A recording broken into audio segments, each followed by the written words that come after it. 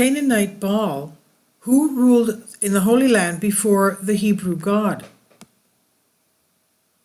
The key to early Hebrew history is that they were immigrants. They arrived in a strange land, the victims of persecution from far off Egypt, and carved out a home for themselves there amidst those who had lived in the region for far longer.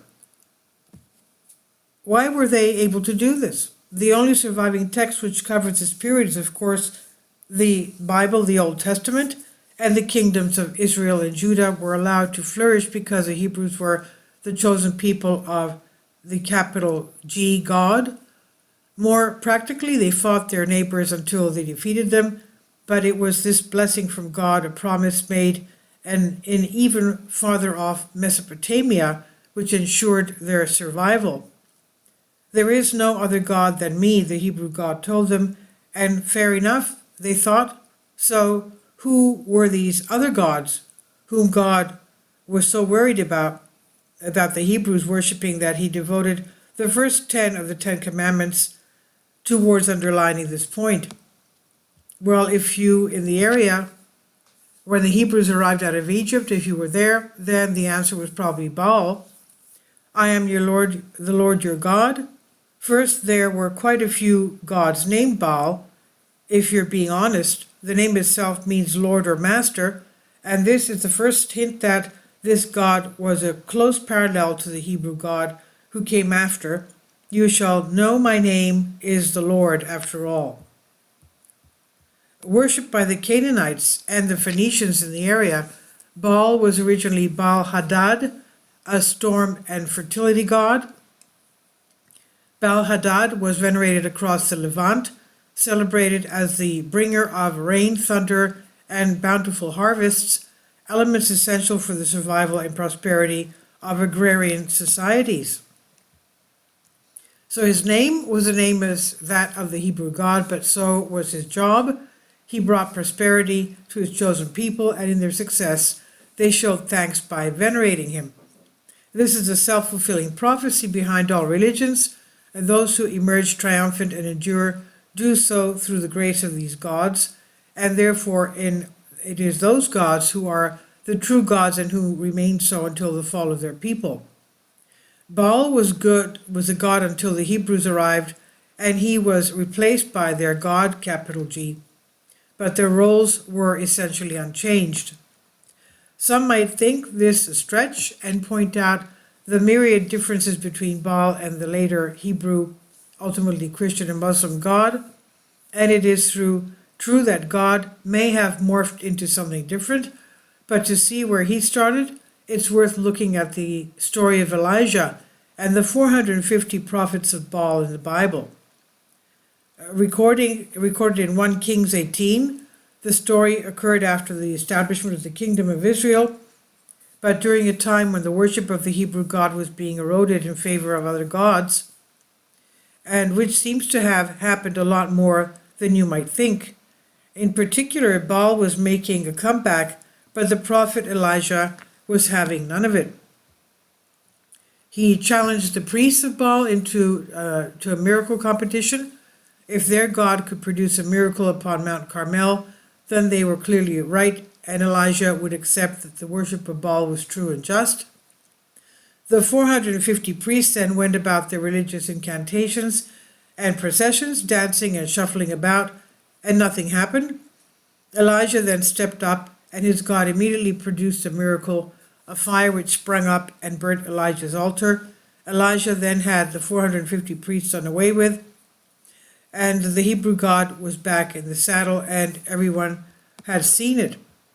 But what was the enticing incident which had precipitated this face-off between the gods?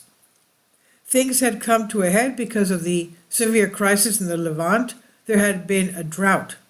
And here we see the essential equivalence of the various gods called upon to fix that problem. Both the Hebrew God and Baal were called Lord, and both were storm gods. Unlike Mesopotamia or Egypt, the Levant has no major rivers on which to rely for irrigation. They need the rains or people die. Elijah's triumph on Mount Carmel came with a promise to the king that the rains would come soon.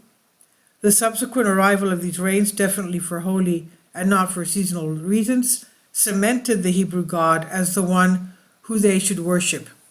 Again, Baal the survivor. The transition of Baal's image from a revered deity to a demonized figure is therefore closely linked to the rise of the monotheistic religions in the region, Judaism and Christianity, as these religions sought to establish their dominance and distinct identity. Polytheistic practices were increasingly viewed with disdain and labeled as idolatrous. Baal, being a major deity in the regions surrounding the early Judeo-Christian communities, became a prime target for demonization. Had the miracle occurred during the incantations of the priests of Baal on Mount Carmel, it would be that god who was remembered and worshipped as the one who produced results. The transformation of Baal into a symbol of evil and devilry in Christian mythos can be seen in various biblical texts, where the worship of Baal is condemned and associated with moral and spiritual corruption. This demonization served a dual purpose. It delegitimized the existing religious practices tied to Baal and reinforced the monotheistic message of Christianity by equating polytheism with wickedness. But the cult of Baal was not finished with this defeat by Judaism. He would endure as a popular god in other regions, from Mesopotamia, where he probably originated, even into the pantheon of Egypt. In the latter, Baal was assimilated into the local pantheon during periods of Canaanite influence and rule, particularly during the Hyksos dynasty. Baal's rule was a storm and fertility god, as a storm and fertility god resonated with the Egyptians, mirroring their own deities who controlled the Nile's flooding. This syncretism highlights the fluidity of ancient religious identities and the ease with which deities could be integrated into new cultural frameworks. The Egyptians, of course, made it easy. They never threw a useful god to the trash. And similarly, in ancient Rome, Baal was identified with Saturn and worshipped particularly by the African Roman provinces. The integration of Baal into Roman religion underscores the empire's cosmopolitan nature and its capacity to absorb and reinterpret the gods of conquered people within its vast territories.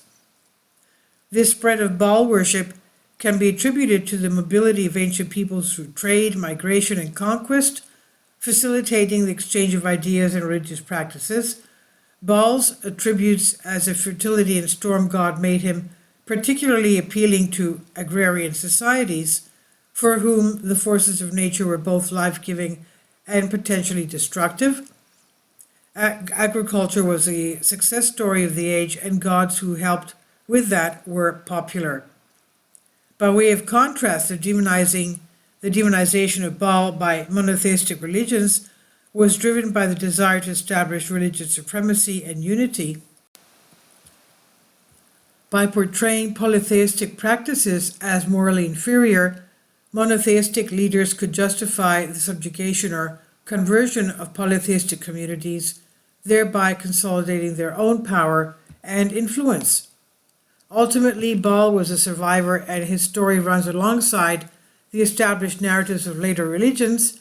The Bible's account is undermined by his presence throughout. If God keeps producing miracles and at the same time is the only God, then whence comes this co-located cut which endures for thousands of years alongside him? The Canaanite Baal shows us that the Levant of the Hebrew Bible was a much more colorful place with regards to religion than the text would suggest. Shorn of the selected highlights of the Hebrew God's activities, we can look back beyond what he became to the point where he was just one storm god amongst many. Could Baal have risen to be the one true God? Maybe. And this is by HM editorial staff. A source is from Furion by Historic Mysteries. Please leave your comments, and thank you for your support. Finally, support my Patreon account. The daily posts are 5 videos daily, and they are totally different from what I have on my YouTube channel. Thank you so much for your support and that you find all my content so interesting. You'll find the Patreon account details in the description box below.